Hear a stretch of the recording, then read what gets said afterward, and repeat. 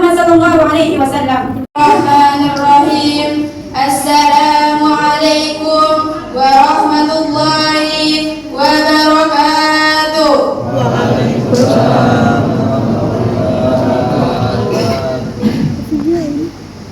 Alhamdulillahillazi hadana li hadza wa ma kunna linahtadiya lahu an hadana ba'da. Puji syukur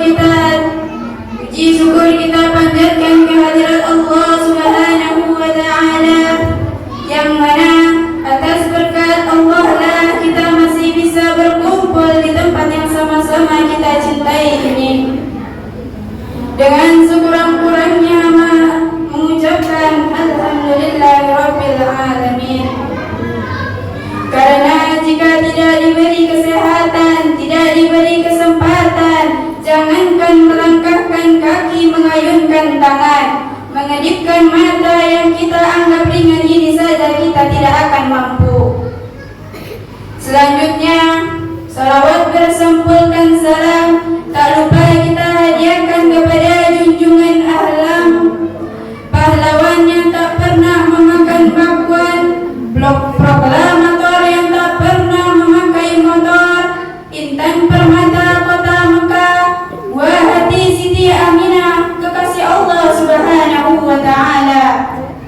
Beliau adalah Nabi Muhammad sallallahu alaihi wasallam.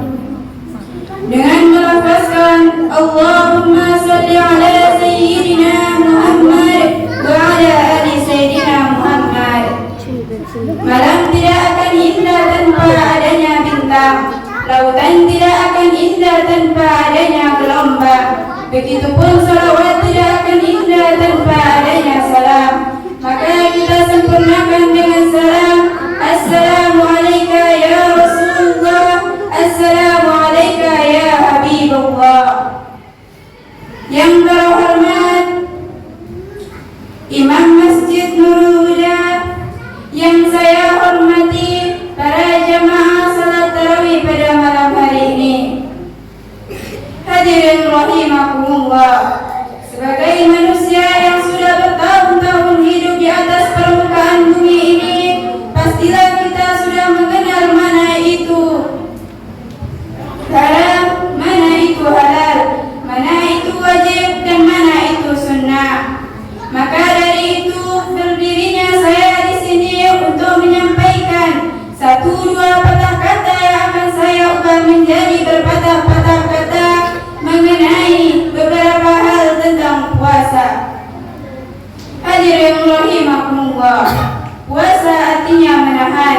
Akan tetapi banyak orang pada zaman sekarang ini yang mengartikan menahan hanya menahan lapar dan dahaga saja. Sebenarnya jika kita lihat-lihat,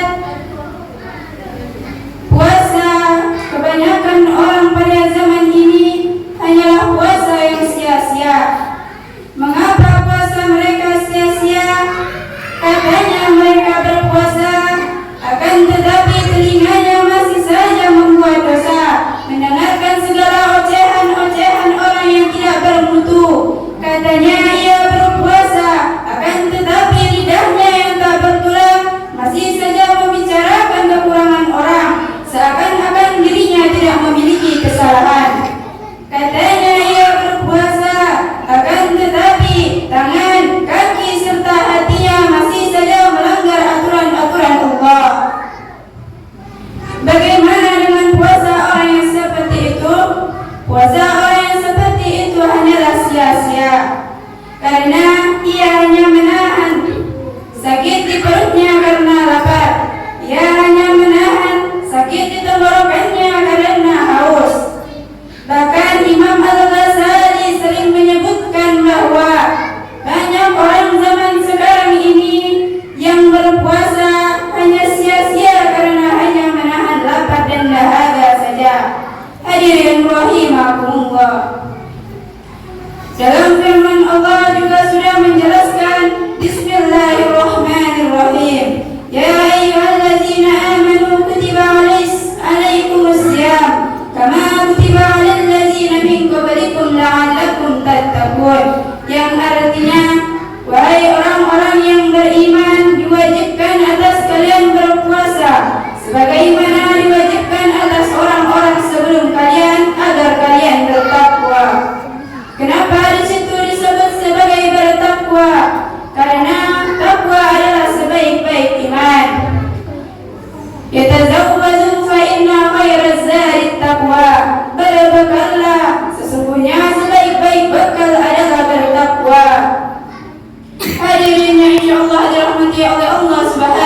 wa ta'ala.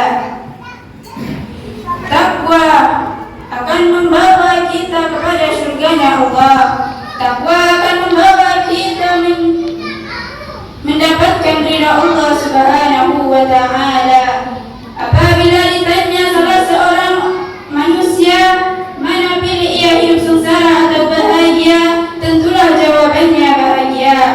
Akan tetapi bahagia orang itu tidak pantas jika perbuatan di dunia terus melanggar aturan Allah. Bagaimana ia bisa hidup bahagia sedangkan perintah-perintah Allah tidak pernah ia kerjakan, larangan-larangan Allah selalu ia langgar.